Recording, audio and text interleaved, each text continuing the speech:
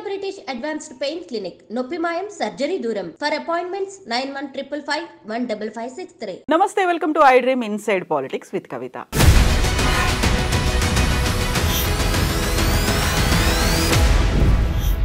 కాంగ్రెస్ పార్టీలో మిశ్రమ రియాక్షన్స్ కనిపిస్తున్నాయి. Very first time Priyanka Gandhi పార్లమెంట్లో అడుగు పెట్టబోతున్నారు. మహారాష్ట్రలో ఓటమి, ఆ తర్వాత జార్ఖండ్లో జేఎంఎంతో కలిసి ప్రభుత్వాన్ని ఏర్పాటు చేస్తున్నప్పటికీ ఏదో తెలియని వెలితి కనిపిస్తోంది అనే భావన స్వయంగా కాంగ్రెస్ పార్టీలోనే కనిపిస్తోంది. కాంగ్రెస్ నెక్స్ట్ స్టెప్ ఎలా ఉండాలి? నిజంగా ఎన్డీఏకి ప్రత్యామ్నాయంగా ఇండియా కూటమి ఉండబోతోందా? అసలు ఏం జరగబోతోంది? భవిష్యత్తు పరిణామాలు కాంగ్రెస్లో ఎలా చోటు చేసుకోబోతున్నాయి? మనతో పాటుగా ఉన్నారు పొలిటికల్ అనలిస్ట్ ప్రకాష్ గారు. ప్రకాష్ గారు నమస్కారం అండి. సో నిజంగానే వెరీ ఫస్ట్ టైం ఇంతకాలం అందరి కోసం పోరాటాలు చేసి ప్రచారాలు చేసినటువంటి ప్రియాంక గాంధీ వయనాడు ఉప ఎన్నికలో వెరీ ఫస్ట్ టైం పార్లమెంట్లో అడుగు పెడుతున్నారు. సో అక్కడ రాహుల్ గాంధీ అయితే వయనాడుకి 2 ఎంపీలు ఉంటారు, ఒకరు డైరెక్ట్ ఎంపీ ఉంటే ఇంకొకరు అనఫిషియల్ ఎంపీ ఉంటారు, అది నేను చూసుకుంటాను, మీకోసం నేను నిలుస్తాను అనే మాట చెప్పినప్పటికీ మహారాష్ట్ర, జార్ఖండ్ వీటి మీద పెద్ద హోప్స్ పెట్టుకుంది కాంగ్రెస్ ఇండియా కూటమి. ఎలా అనిపించింది ఈ రిజల్ట్స్ ఇవన్నీ చూసిన తర్వాత? అంటే ఇప్పుడు ప్రియాంకకి ఏంటంటే ఇది ఒక మంచి బిగినింగ్ అవుతుంది. చాలా ఛాలెంజెస్ ఆమె ముందు ఉంటాయి. ఎంత లేదన్నా ఆ ఫ్యామిలీకి సంబంధించిన వ్యక్తిగా జాతీయ స్థాయిలో ఆమెకు ఆ గుర్తింపు ఉంది. ఇప్పుడు ఆమె పార్లమెంట్లో తన వాయిస్ వినిపించే అవకాశం వచ్చింది. జనరల్గా ప్రియాంకలో ఇందిరాగాంధీని చూస్తారు. ఆమె ఫేషియల్ ఎక్స్ప్రెషన్స్, ఫీచర్స్ వెతికే ప్రయత్నం చేస్తాం మనం, ఈమె లోపల ఏమన్నా ఇందిరాగాంధీ పోలికలున్నాయా అని. సో ఆయన డెఫినెట్గా ఆమె ఒక ఐకాన్ ఆ పార్టీకి. సో ఒక మంచి అవకాశము ప్రియాంక రూపంలో ఈ ఎన్నికల ద్వారా కాంగ్రెస్ కలిసి వచ్చింది. సో రేపు ఆమె అపోజిషన్ లీడర్గా ఉన్నా లేకున్నా ఆమె మాట్లాడుతూ అన్నప్పుడు ఆమెకు అవకాశం ఇస్తారు. ఆమె ప్రజల వాణిని దేశవ్యాప్తంగా ఉన్న సమస్యలను ఆమె ఒక స్పోక్స్ పర్సన్ లాగా లోక్సభను ఉపయోగించుకున్నట్టయితే రేపు నెక్స్ట్ సెషన్ రాబోతున్నది. ఈ సెషన్లోనే ఆమె ఒక పవర్ఫుల్ స్పీకర్గా ఎమర్జ్ అయ్యే అవకాశం ఉంది. నేను ఆమె ఎలక్షన్ స్పీచెస్ చాలా విన్నాను. ఆమె వాయిస్ చాలా మెస్మరైజింగ్ ఉంటుంది. ఆ మాడ్యులేషన్ అంతా కూడా ఇందిరాగాంధీ మాట్లాడిన పద్ధతిలో ఉంటుంది. కాబట్టి ఇంకా ఇందిరాగాంధీతో ప్రయాణించిన తరం బతికుంది. ఆమె తర్వాత జనరేషన్ అయినా కూడా ఆమె ప్రభావం అలాంటి వాళ్ళ మీద ఉన్నది. కాబట్టి ఒకసారి ఆమెకు కలిసి వచ్చిన అవకాశాన్ని ఆమె ఉపయోగించుకున్నట్టయితే రాబోయే రోజుల్లో కాంగ్రెస్లో ఒక బలమైన నాయకురాలుగా రాహుల్ గాంధీ ఏదైతే పాత్ర పోషించలేకపోయాడో, అడుగడుగున విఫలమవుతూ వచ్చాడో, ఆ పాత్రను ఆమె పోషించే అవకాశం అయితే ఉంది. ఒక ఆల్టర్నేటివ్ ఒక లీడర్గా ఎమర్జ్ అయ్యే అవకాశం ఉంది. కాకపోతే మళ్ళీ అదే గాంధీ కుటుంబం రానియండి కొన్ని చిన్న చిన్న మార్పులు చేసుకుంటే సరిపోతుంది. అంటే ఇప్పుడు రాజీవ్ గాంధీ కానీ అంతకుముందున్న ఇందిరాగాంధీ కానీ ఒంటి చేత్తో పార్టీని నడిపించారు. సోనియా గాంధీ దగ్గరికి వచ్చేవరకు సాధ్యం కాలే. ఎందుకంటే పివి నరసింహారావు గారు ఇండిపెండెంట్గా ఎమర్జ్ అయ్యారు. ఆయన ప్రైమ్ మినిస్టర్నే కాకుండా పార్టీ నిర్ణయాలను కూడా తను ప్రభావితం చేసే విధంగా గాంధీల పాత్రను తగ్గించగలిగాడు. అందుకే ఆయన అంటే వాళ్ళ కోపం. బట్ ఆయన ఏదైతే కరెక్ట్ పాత్రలో పోయాడో అది కంటిన్యూ చేస్తుంటే ఇవాళ కాంగ్రెస్ తిరుగు లేకుంటుండేది. ఇప్పుడు గాంధీ కుటుంబంలో ఫ్రీడమ్ మూమెంట్లో పాల్గొన్నారు కాబట్టి దేశమంతా కూడా ఇందిరాగాంధీని, నెహ్రూను గౌరవించారు. ఎందుకంటే ఇందిరాగాంధీ కూడా ఫ్రీడమ్ ఫైటర్. ఆమె ఒక యంగ్ లీడర్గా బ్రిటిష్ వ్యతిరేక పోరాటంలో ఎమర్జ్ అయింది. ఆమె రాత్రి వచ్చి నెహ్రూ బిడ్డగా ఆమె అధికారంలోకి రాలే కదా. నెహ్రూ ప్రధానమంత్రి ఉన్న కాలంలో కూడా చాలా బాధ్యతలు ఆమె నిర్వహించింది. క్యాబినెట్లో ఉంది, పార్టీలో ప్రధాన పాత్రల్లో ఉంది, ఎప్పుడు నెహ్రూతో అంటిపెట్టుకొని ఉంది. సో వాళ్ళ చేతుల్లో పార్టీ అనేది సురక్షితంగా ఉండింది. దాన్ని ఏమాత్రం దెబ్బతినకుండా రాజీవ్ గాంధీ దాన్ని నడిపించాడు. విజ్ఞతతోని, విజ్ఞానంతోని ఆయన ఎంబడున్న ఒక శ్యామ్ పెట్రోడా లాంటి ఆనాటి పరిస్థితులకు అనుగుణంగా రైజ్ కాగలిగిన నాయకత్వాన్ని తనతో పెట్టుకున్నాడు. యంగ్ లీడర్షిప్ను తను ప్రమోట్ చేశాడు. అయితే ఆ ఇందిరాగాంధీ, నెహ్రూకున్న ఆ బ్యాక్గ్రౌండు రాహుల్ గాంధీకి లేదు, ప్రియాంకకు లేదు, సోనియా గాంధీకి లేదు. ఒక త్యాగం చేసింది ప్రధానమంత్రి పదవిని అనేది ఒకటే తప్ప ఆమెకున్న అదనపు గుర్తింపేం లేదు. ఇవాళ ఆ తరం పోయింది. కొంత వాళ్ళ ప్రభావం మన మీద ఉన్నా కూడా సోనియా గాంధీని చూపెట్టుకొని కాంగ్రెస్ పార్టీని కంప్లీట్గా గాంధీ కుటుంబానికి పరిమితం చేయాలంటే దేశం ఒప్పుకోదు. దేశంలో ఉన్న కాంగ్రెస్ అభిమానులు యంగ్ లీడర్షిప్ను కోరుకుంటున్నారు. ఇవాళ రేవంత్ రెడ్డి ముఖ్యమంత్రి అయిందంటే ఇక్కడ నాయకత్వాన్ని మార్చారు కాబట్టే కదా. కాకపోతే మన తెలంగాణకి సంబంధించి మాత్రం తెలంగాణ ఇచ్చింది సోనియమ్మ అనేటువంటి ఒక సెంటిమెంట్ని రేవంత్ రెడ్డి పదే పదే చెప్తూనే వస్తూ ఉన్నారు. తన జన్మదినం రోజే ప్రమాణ స్వీకారం చేశారు. మళ్ళీ ఇప్పుడు కూడా విజయోత్సవ ఏర్పాట్లు అనేవి జరగబోతున్నాయి. వాస్తవంగా ఆయన పిఆర్ఎస్ ఎందుకు ఓడిపోయింది అనే దాని పట్ల ఇప్పటికీ రేవంత్ రెడ్డికి అవగాహన లేదు. తానే ఓడించిన అనుకుంటున్నాడు. తనకు తానే ఓడిపోయాడు కేసీఆర్ అని కూడా చాలామంది అంటున్నారు. అసలు రేవంత్ రెడ్డి ఓడించిండా, కేసీఆర్ తనను తాను ఓడించుకున్నాడా తన తప్పు నిర్ణయాలతోని? ఈ రెండు తప్పు అంటాను నేను. ఈ తలరాతలు మార్చింది నరేంద్ర మోడీ అని నేను అంటా. ఇప్పటికీ నేను స్టికాన్ అయిన దానికి. కేసీఆర్ ఎదిగినట్టయితే మహారాష్ట్రలో థ్రెట్ అవుతాడు అనేది ఆ రోజే గ్రహించాడు. ఇవాళ పరిస్థితి డిఫరెంట్గా ఉండేది. కేసీఆర్ కనుక ఇక్కడ ముఖ్యమంత్రి ఉండుంటే ఇవాళ సంకీర్ణ ప్రభుత్వంలో కేసీఆర్ భాగస్వామి అయ్యేవాడు. ఇవాళ మహారాష్ట్ర రాజకీయాలు ప్రభావితం చేయగలిగేవాడు.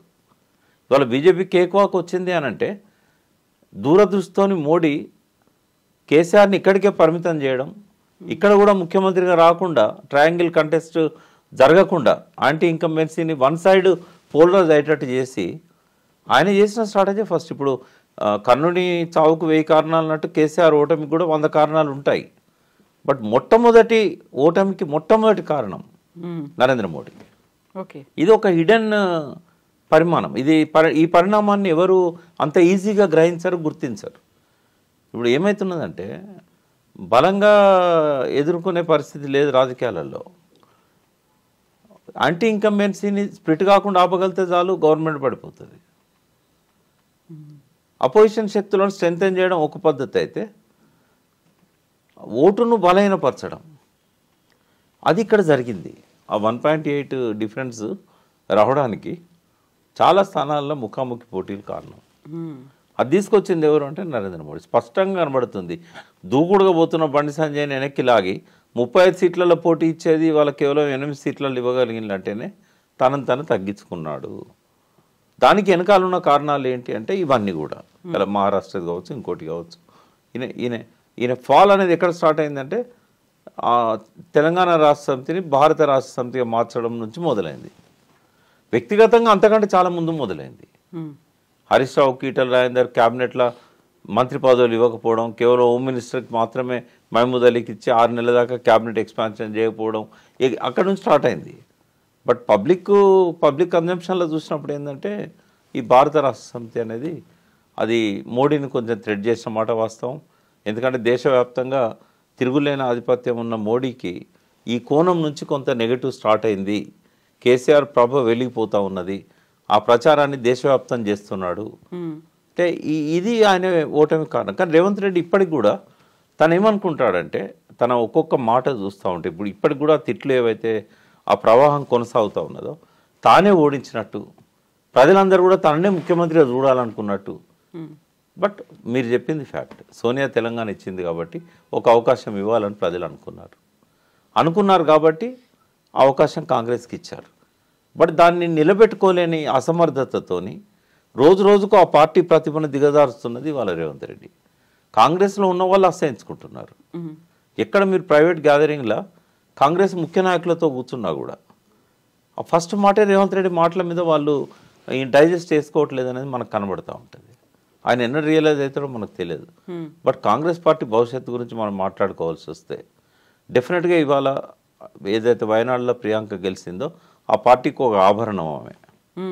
డెఫినెట్గా ఆ పార్టీని మళ్ళీ పునర్జీవింపజేయడంలో ఆమె పాత్ర చాలా ఉపయోగపడుతుంది. అయితే ఇప్పుడు మీరు చెప్పినటువంటి మోదీ ఫ్యాక్టర్ అనేది ఉంది. మోదీ ఫ్యాక్టర్ ఇంత దేశవ్యాప్తంగా చూస్తుంది. అక్కడ ఉన్నటువంటి ప్రాంతీయ పార్టీలను దెబ్బ కొట్టాలని చూస్తున్నారు. ఇన్ని రకాల వర్షన్స్ అనేవి వినిపిస్తున్నప్పుడు భారత్ జోడో యాత్ర రాహుల్ గాంధీ చేసి వచ్చారు. ఆ తర్వాత అందరినీ ఏకం చేసే ప్రయత్నం చేశారు. ఇవన్నీ అయిన తర్వాత ఒక గట్టి కాంపిటీషన్ అనేది ఎవరి దగ్గర నుంచి వస్తుందని మీరు అనుకుంటున్నారు? ప్రత్యామ్నాయంగా కాంగ్రెస్ పార్టీ నిలవగలుగుతుందా అనిపించిందా? నిలబడడానికి ఏ రకమైన ప్రయత్నాలు చేయడం లేదు వాళ్ళు. ఒక భారత్ జోడో యాత్ర మాత్రమే కొంత ఆ ఓట్ బ్యాంకును పోలరైజ్ చేయడంలో కొన్ని ప్యాకెట్స్లలో కలిసి వచ్చింది. మనం ఒకసారి ఆలోచిద్దాం, బీజేపీ బలం ఎక్కడుంది? బీజేపీ బలం ఆర్ఎస్ఎస్లో ఉంది. అది చూపించింది మహారాష్ట్ర ఎన్నికల్లో. ఒక మహారాష్ట్ర కాదు, ఇవాళ బీజేపీ 2 సీట్ల నుంచి 15 సంవత్సరాలుగా అధికారం చెలాయించే స్థాయికి వచ్చింది అని అంటే, వాజ్పేయి లాంటి నాయకుడిని ఒక 10 ఏళ్ళు ప్రైమ్ మినిస్టర్గా, అంటే 10 ఏళ్ల కాలంలో ఎక్కువ కాలం 3 సార్లు ప్రధానమంత్రి అయినా కూడా ఎక్కువ కాలం పరిపాలించగలిగే అవకాశం వచ్చింది అని అంటే, అది ఆ బలం ఆర్ఎస్ఎస్లో ఉంది. ఆర్ఎస్ఎస్ లాంటి సంస్థ కాంగ్రెస్ కూడా అవసరం కదా, ఉన్నదా? వాళ్ళకున్నన్ని ఫ్రంటల్ ఆర్గనైజేషన్స్ ఉన్నాయా?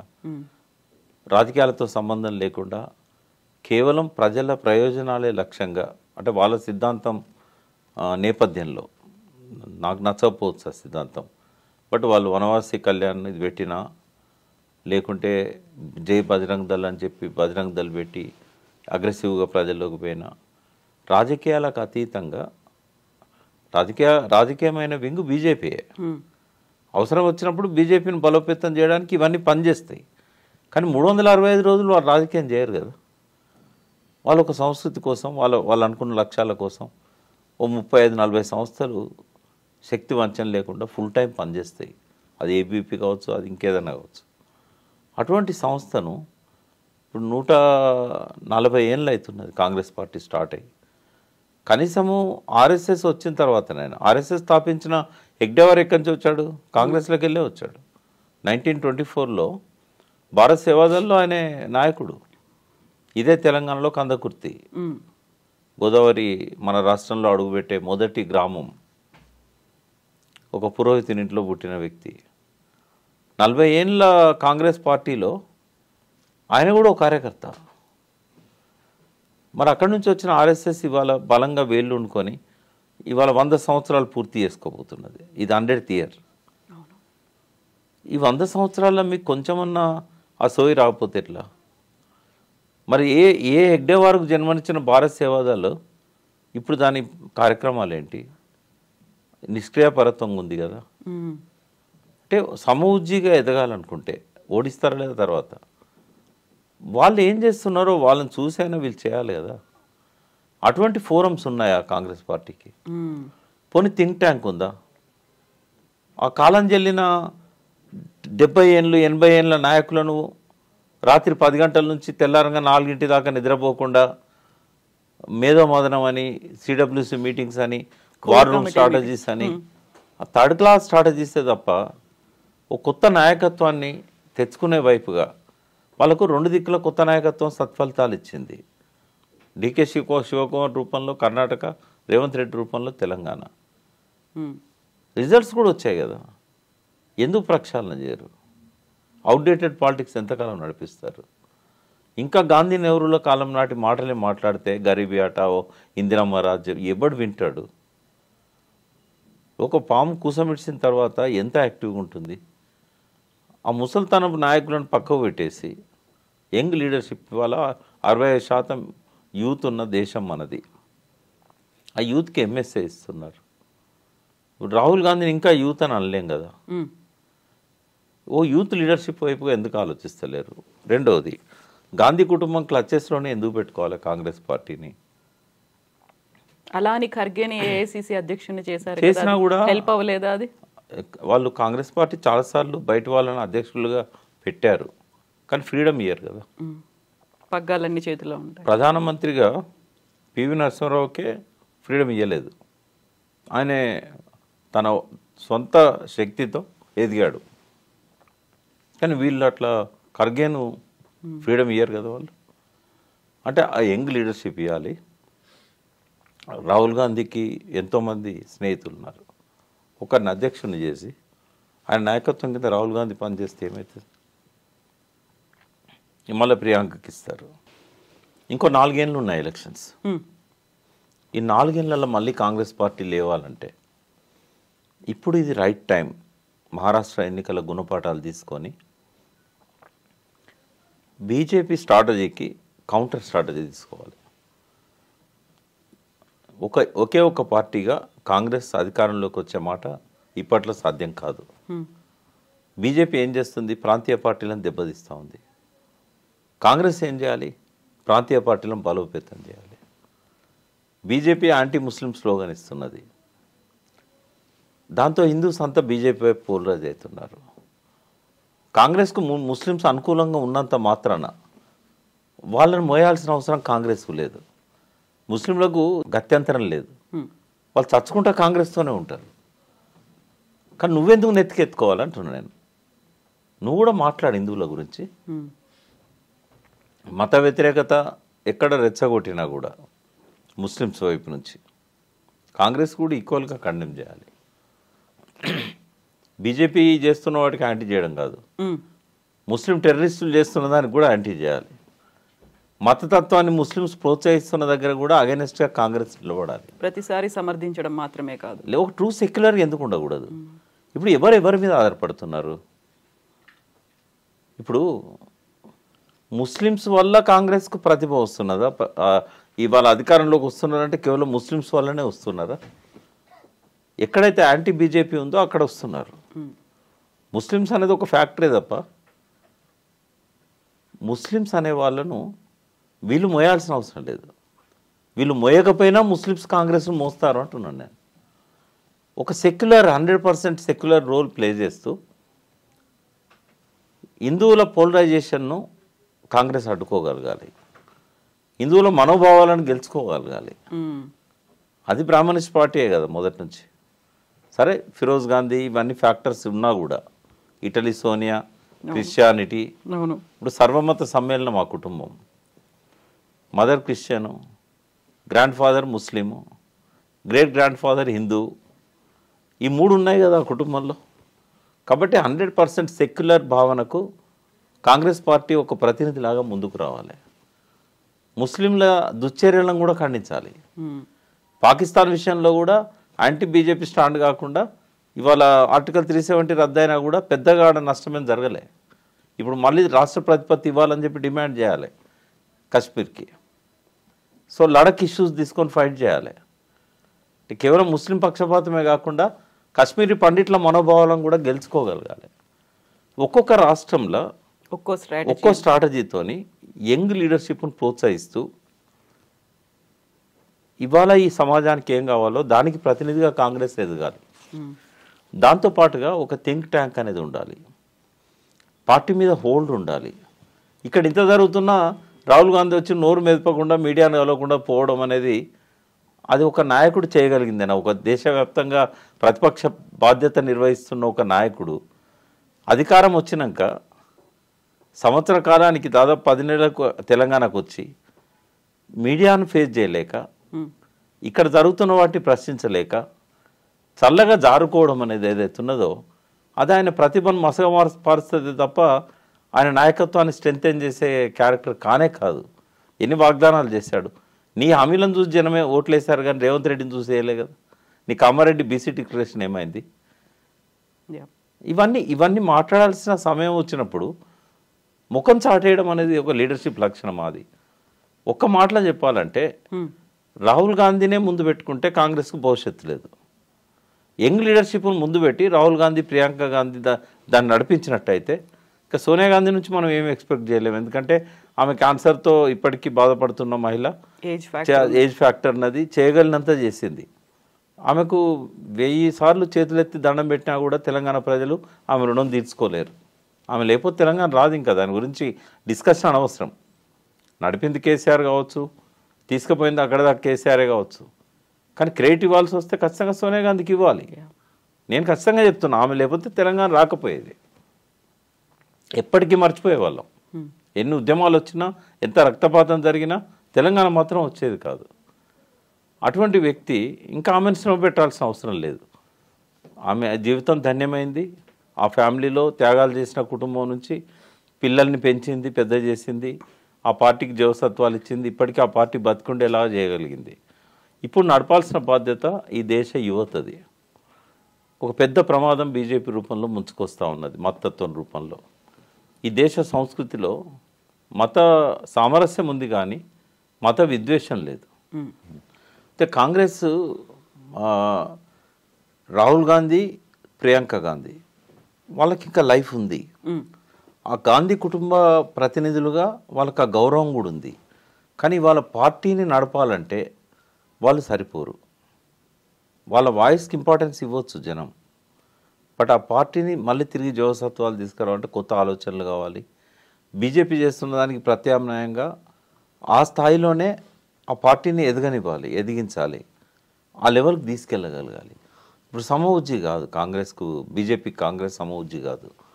ఇంకొక ఆల్టర్నేటివ్ వాళ్ళకు ఉన్నది ఏంటంటే దేశవ్యాప్తంగా ఉన్న ప్రాంతీయ పార్టీలకు ఊతమిచ్చి ఎంబడి పెట్టుకొని రేపు కాంగ్రెస్ భవిష్యత్తు వీటితో ఉన్నదని చెప్పి నమ్మి విద్వేషాలకు తావు లేకుండా వాటిని ఎంకరేజ్ చేస్తూ వాటిని తాము వెంట తీసుకుపోగలగాలి.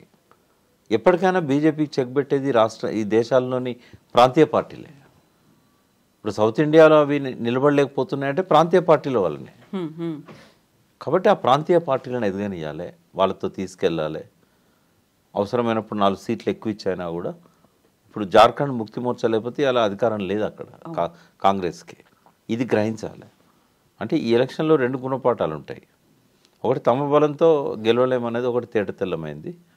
బీజేపీ పట్ల ఎంత వ్యతిరేకత ఉన్నా కూడా తను సరిపోతలేననేది అర్థం చేసుకోవాలి కాంగ్రెస్. జార్ఖండ్లో వచ్చింది అని అంటే అది బీజేపీ దుశ్చర్యల్ని అక్కడ ప్రజలు తిప్పికొట్టారు, జేఎంఎంను నెత్తికెత్తుకున్నారు. జేఎంఎంతో కలిసిపోయినాం కాబట్టి మనకు గౌరవం వచ్చింది. ప్రతి రాష్ట్రంలో కూడా ప్రాంతీయ పార్టీలను తమతో పెట్టుకోగలిగితే కాంగ్రెస్కు మళ్ళీ పునర్వైభవం వస్తుంది నెక్స్ట్ ఎలక్షన్స్లో. అది చేయకపోతే తను స్వతంత్రంగా ఎదగలేదు, ప్రాంతీయ పార్టీల సపోర్ట్ లేనిది ఎప్పుడు ఇదే పరిస్థితి వస్తుంది. ఉన్న 2 రాష్ట్రాలు కూడా ఇంకా 2 ఇయర్స్ లోపల పోతాయి. ఈ 2 రాష్ట్రాల పరిపాలన కూడా కంటిన్యూ కాదు. ఎందుకంటే బీజేపీ నెక్స్ట్ టార్గెట్ ఈ 2 రాష్ట్రాలే. కాబట్టి మళ్ళీ ఒకసారి వాళ్ళు పునరాలోచించాలి, నాయకత్వం మార్పిడి జరగాలి. ఆ గాంధీ ఫ్యామిలీ నుంచి ఆ పార్టీని యూత్ నాయకత్వంలోకి తీసుకురావాలి. ఎస్ ప్రకాష్ గారు, థ్యాంక్ యూ సో మచ్ అండి. Thank you.